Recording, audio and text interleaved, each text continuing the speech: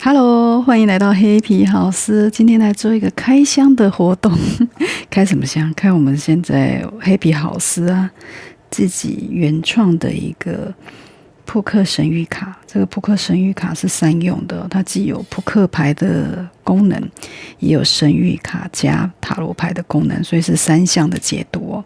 那今天来做一个简单的介绍，来帮助大家更了解这个卡牌。如果大家有兴趣想要购买，我会把讯息放在我们的说明栏底下。首先呢，它会有一个铁盒，这个铁盒是精致的小铁盒，收纳盒，所以你就不怕你的牌卡会受伤了。那这个牌卡怎么使用呢？主要我们会有一个所谓的对应塔罗跟扑克牌的花色的部分。因为其实我们的塔罗牌它原始就是来自于扑克牌，那它的花色其实是互相对照。例如我们的这个红心的牌组，它对照的就是塔罗牌的圣杯1到圣杯10，就等于我们现在的红心1到10号。所以我们这样子的牌组其实是完全可以对应，唯一不同的就是最后你会看到我们就到10号，对不对？10号圣杯10，对，爱心的10号，再来就 JQK。那这3张是唯一跟塔罗不同，塔罗会有4张，它等于 J 会有一个所谓的侍从，然后骑士，然后过来才是所谓的女王牌，然后国王牌。那这2张是 OK 的，但是我们会有2个重复，就是我们的 J 会统一变成我们的塔罗的骑士跟侍者合而为一，所以你可以解读的时候就把它解读在一起，可以同时参考塔罗的解牌的2种能量，所以这样子的话，你就完全就可以解释完成这全部的牌组，配合我们塔罗的牌意去做解释你就完全学习无障碍网络上的所有的塔罗的牌的1到10号，加上 J 就是我们的骑士牌，然后 QK。这样子全系列的人物牌你就完全可以对照清楚了。首先这个是圣杯系列，就是我们的红色的爱心，就圣杯。那宝剑系列呢，就是我们的黑桃就象征我们的塔罗宝剑系列。那权杖系列呢，就是我们的梅花就代表权杖。不难大家应该可以很快的就上手了。那最后的金币就代表方块啦，所以这完全的总共就会有1到10号，以及我们的 JQK 总共每组13张，再加上2张的我们的所谓的小丑牌。我这边把它定义成就是愚人牌了，愚人牌的。但是会有黑色的愚人跟红色的愚人，就2张小丑牌。黑色就代表比较警惕的能量，比较是提醒，比较沉重一点的能量，可以这么说。可以把小丑原来的那种就是愚人牌的比较正向乐观一点，看成会比较谨慎，然后不会这么大胆，就变成比较腹黑版一点，可以这么形容。那红色呢，就是很正能量的小丑牌，就是我们的愚人牌乐观、开朗、正向、阳光，就可以这样解释。就是所有这个牌在解释的过程中，你可以对照的。那细节的话，可以对照那个一样，网络上的各种的塔罗的资讯都可以看得到。你如果想要当塔罗使用的话，我今天来把它用一个示范来帮助大家理解首先我们来看我们这个全部的牌，你拿到之后先数一下，看看有没有短少。那基本上我出货前会给大家做一个检查，基本上都是 OK 的。然后这样的牌你把它拿到之后你要非常认真的混合在一起因为每张牌混合的越加的仔细它会比较更清晰一点的表达你们的抽牌的状态会比较明确一点。所以我们现在要洗牌，拿到之后你就把它洗牌，把它全部拿一起，然后去把它搓一搓揉一揉这个洗牌的过程不一定要非常的仔细像我是习惯这样子把它分成2叠，我们同样的方向直接就这样把它洗一遍对，洗完了传，你也可以像扑克牌这样子的，来我示范一下扑克牌的洗法，就这样前后的洗。这种我通常会觉得比较会把牌弄弯呐，我比较不是那么爱，所以我通常会用我刚才那种比较不破坏性的、比较温柔的行为来洗牌。那你也可以这样子，如果你喜欢这样子洗的话，但是牌比较容易弯哦。好，这样子洗得不错，对不对？这是一种方法。那你可以再把它分成3个等份，然后去把它重新再混合一次，然后让这样的牌更加的混在一起，然后再继续这样子洗牌。这样子洗牌的过程，你大概就可以充分的把这个牌给混在一起了。你也可以把它全部弄乱在你的桌面上，但是这样你可能会上下颠倒。因为我们这边这个卡牌是读正向的，不读反面哦。因为它有神谕卡的功能，所以我们就会用正面来解读。好，这样子，例如我们就做好了洗牌的动作。那现在怎么问问题？问问题哦，我觉得这是一个学问哦。很多人会问是非题，但是其实不建议问是非题，因为我们更多的时候，我们需要宇宙给我们的是这个东西的建议跟能量，所以我们更多的可以问例如我做了这个事。例如 A 是什么事情，我大概形容了。那我如果做了，会有怎么样的一个结果，或怎么样的一个历程？你可以这样子问，还是说我可以得到什么？这样子是会比较有建议性的答案出来。例如好，我们来示范一下。我现在想要针对我现在的一个工作，我想要做一个整理。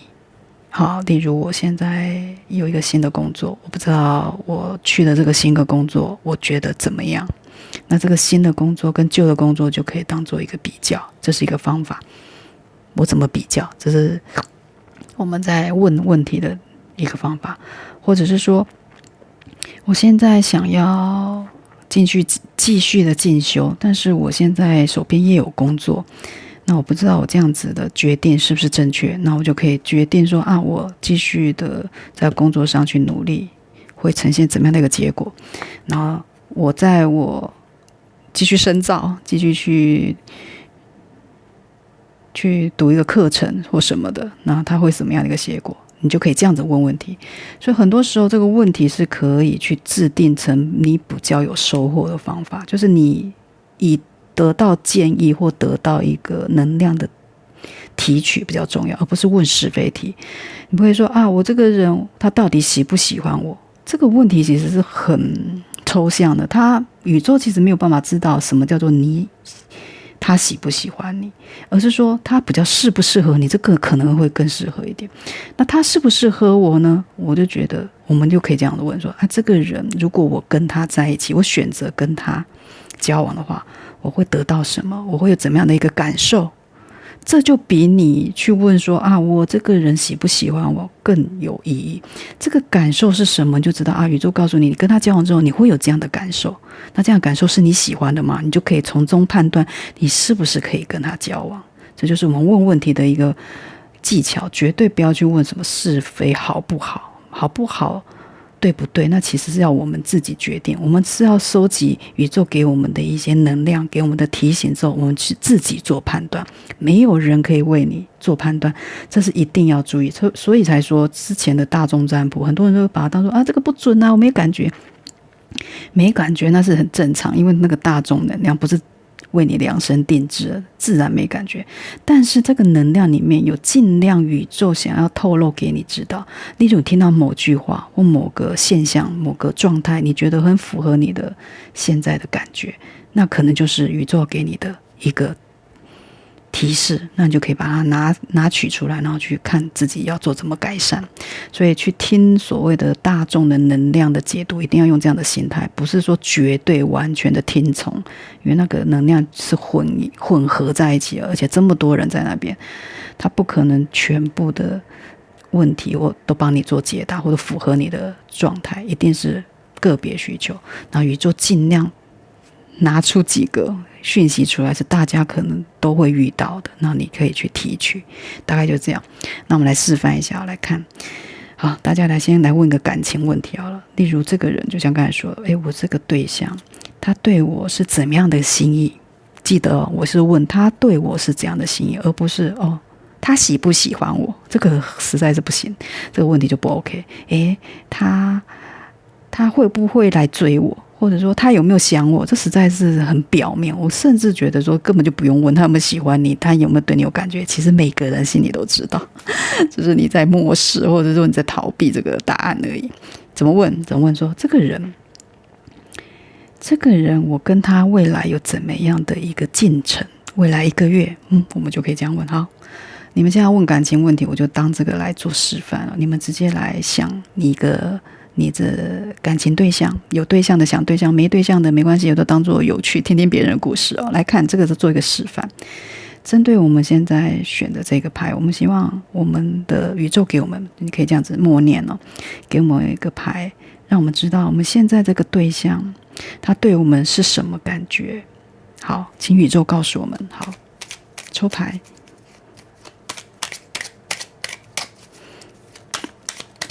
出来了，这是第1张。那对我什么感觉？我再抽1张。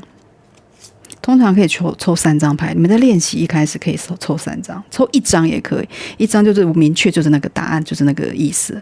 那你可以慢慢进阶成3张。那我们现在先从3张开始好，3张，这就是我们3张的能量，这就是宇宙想要告诉我们的宝宝们，到底这个人对我们是什么感觉的话，来。第1张牌中选这要怎么解读？很容易解读呗。如果你是用神谕卡的概念，那这直接就中选了。你是他的目标，而且正中红心，他甚至符合你的期望，符合你的条件的几率也很高。这个中选有很多意义在里面。这个图像正中目标，我觉得你们彼此都有看对眼。这是第一个解释针对我们神谕卡。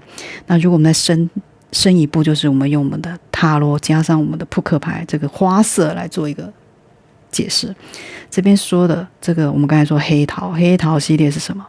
宝剑七是什么？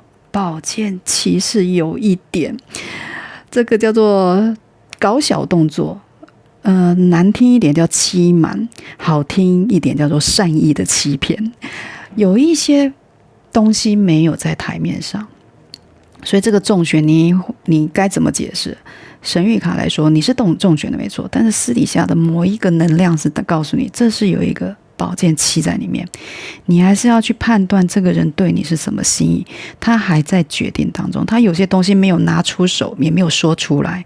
宝剑系列更多的我们之前说的是思虑，是思考，是理智的部分，所以他有理智面在这边，但是他理智面偏向于某种隐藏，所以他有些东西是没有说出来的，也可以甚至解释成他喜欢你也是没有说出来的，但是你在他心里已经是正中目标了，也代表你们的能量如果是你们也喜欢他，但是暗藏下来，7号有暗藏的能量，所以这就是他对你什么感觉的第1张解读。那第2张呢？来看看指标指标可以看到，这指标是上扬的这个图我们一样可以参考。你现在是什么感觉就可以什么感觉，因为我们第1张已经是中选了，这边就指标势必是上扬的。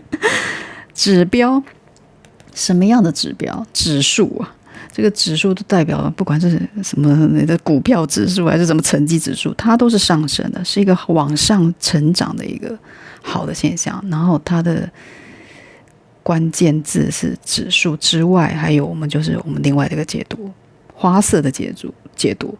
这个梅花代表权杖，权杖5号是什么？权杖5号是什么？是厘清是要去弄清楚彼此是什么样的一个状态。所以在这种高涨的情绪，在这一种所谓的上升的指数的情绪里面，是想要去积极的弄清楚彼此的感觉，很重要。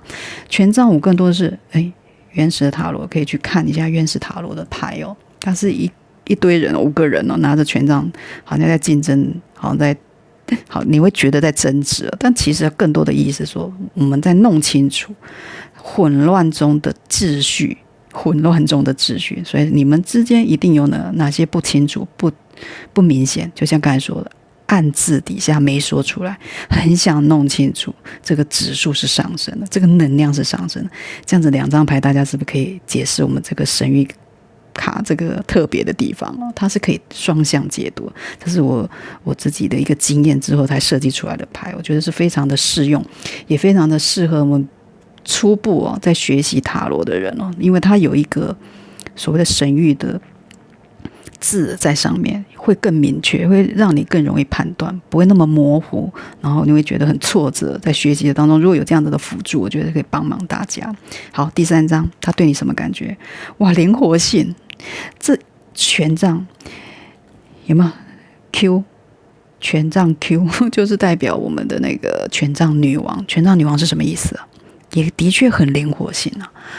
灵活性就像这个章鱼一样，8爪章鱼啊，很灵活啊，很灵动啊，好像什么东西都可以胜任啊，胜任愉快，因为手很多嘛，手脚很快的意思，很骨溜，这个闽南语说的很灵活。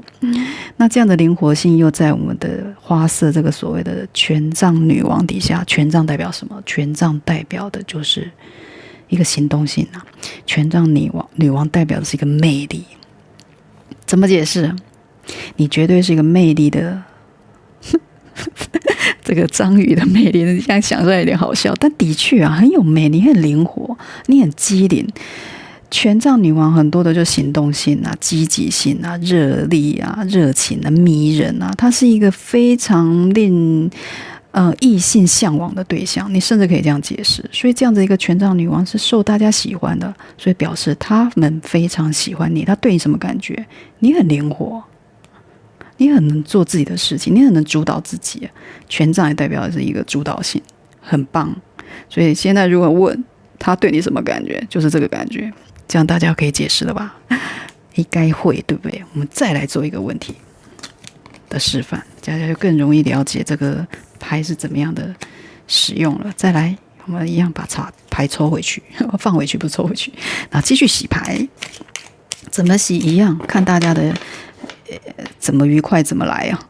我是喜欢这样子正面的，不想要破坏牌，不想折叠它，所以我就通常是这样子去给它洗，再洗一下。好，洗一下就把它搓在一起。好，再来。好，我们现在来问一个问题，我来跟工作有关了。未来的这1个月哦，我觉得我的工作运如何？我想要了解一下。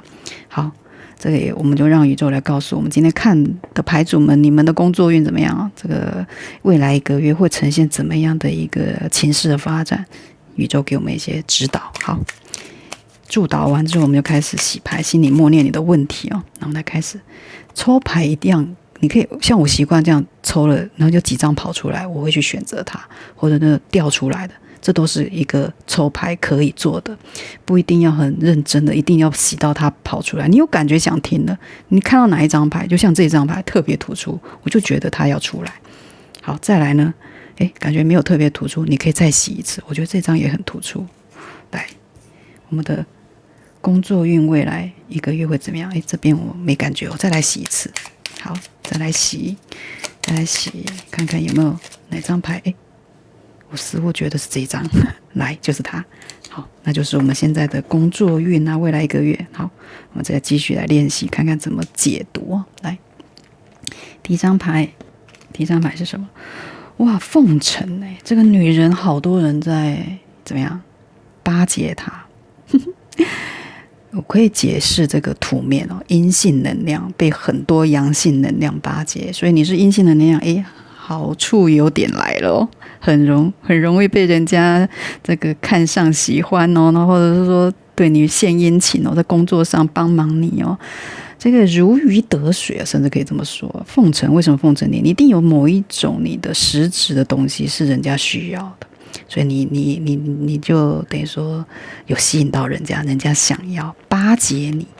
好，这样的巴结能量似乎不错，抽根烟，大家的男人来递打火机来给你点火，是不是感觉好像女王一样，对不对？但是我们来看看细微的红心代表是圣杯系列圣杯3是什么？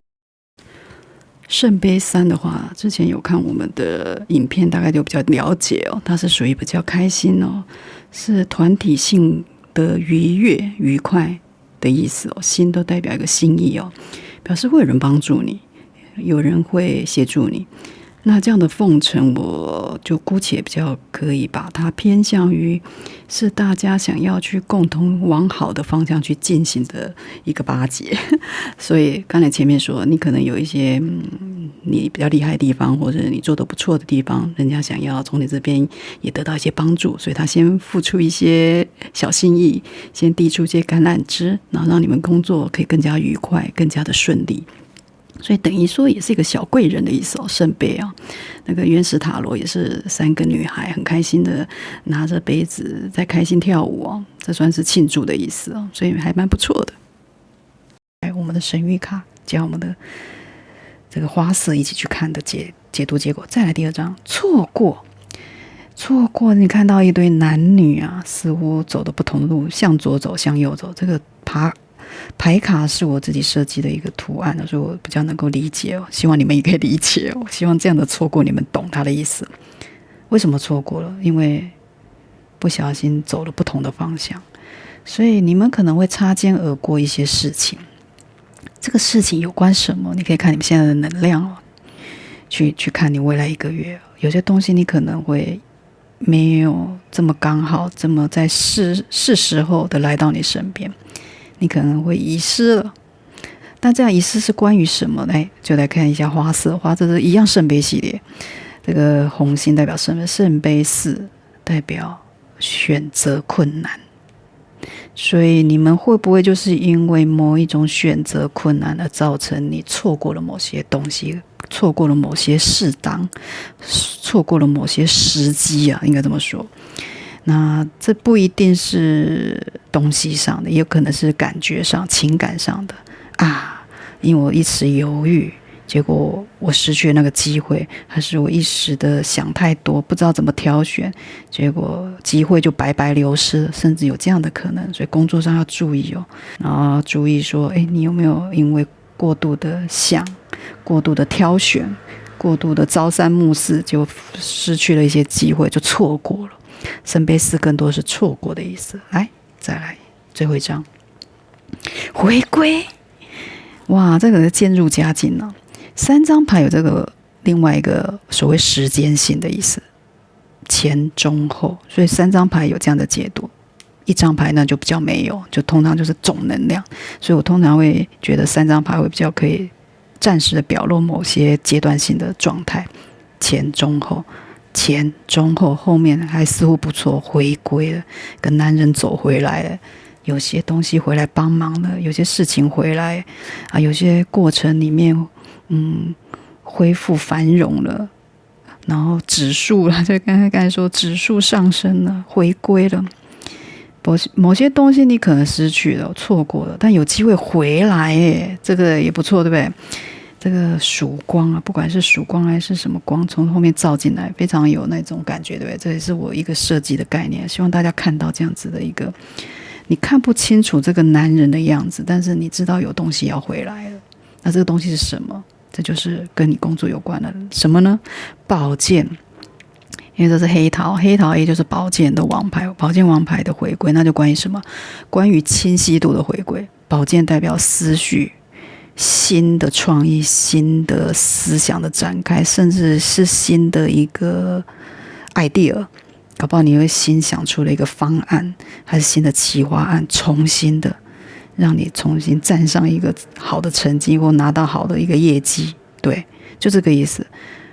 王牌都有初始新生，看到潜力的概念。然后如果是在宝剑系列，就是跟思虑有关，跟思考理性有关，所以清晰度会爆发出来，重新回来。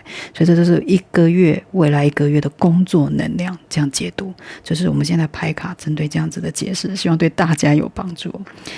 一样啊，希望大家能够在这样子的一个自我抽牌里面，为什么要教这一段？就是说，很多时候能量很乱的时候，读大众的能量，就像刚才讲的，毕竟是大众，不是自己的能量，不比自己抽牌，所以很多时候自己抽抽看，那不知道怎么解释的时候，我这这组牌就是设计让大家能够更容易上手，这样子双向解读。好，最后来给大家一个小彩蛋，我想要告诉大家的是说，现在的这样子的一个未来的1个月在看的这个时间，任何时间，不管宇宙给我们这个小伙伴们今天来看我们今天影片的小伙伴有怎么样的一个惊喜，有什么惊喜会来到？来抽最后一张牌，什么惊喜来到？